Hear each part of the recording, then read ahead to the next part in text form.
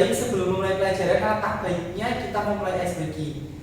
1, 2, 3. Buka tutup, bertepuk tangan.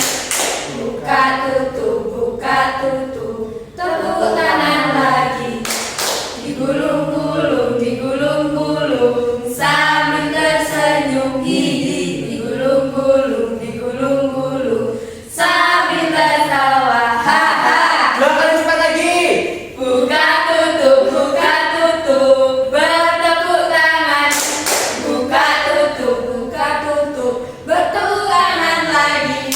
Digulung-gulung, sambil tersenyum gigi. Digulung-gulung, sambil tertawa. Baik, untuk materi pertama yaitu adalah pengertian gaya. Gaya dalam sains didefinisikan sebagai dorongan atau tarikan yang dapat mempengaruhi benda. Pada dasarnya, gaya ada di sekitar kita dan berperan dalam berbagai aktivitas sehari-hari. Selanjutnya yaitu macam-macam gaya. 1. Gaya otot. Gaya otot adalah gaya yang dihasilkan oleh kontraksi otot makhluk hidup. 2. Gaya gravitasi. Gaya tarik-menarik yang terjadi antara semua benda yang memiliki massa.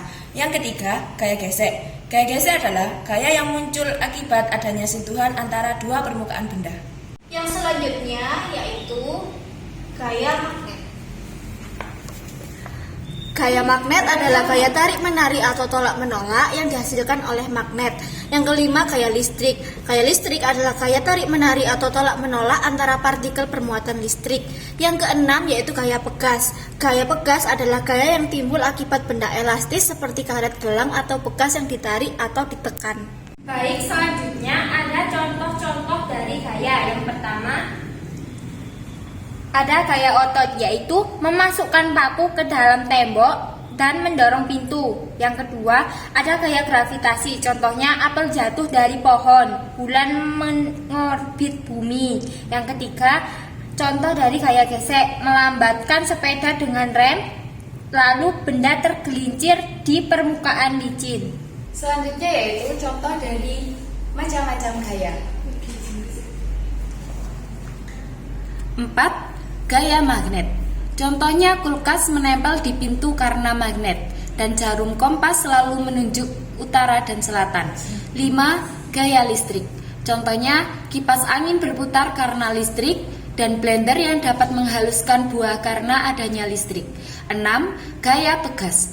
Contohnya pompa dan sepeda, alat pemotong rumput. Selanjutnya ada sifat. Sifat gaya yaitu yang pertama dapat mengubah bentuk benda, yang kedua dapat mengubah arah benda, yang ketiga dapat mengubah benda diam menjadi bergerak, yang keempat dapat mengubah benda bergerak menjadi diam, dan yang terakhir dapat mengubah kecepatan gerak benda. Jadi kesimpulannya, gaya adalah interaksi yang dapat menyebabkan perubahan gerak pada benda bermassa.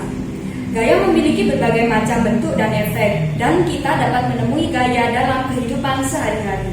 Mempelajari gaya sangatlah penting untuk memahami bagaimana benda bergerak dan berinteraksi dengan lingkungan sekitarnya.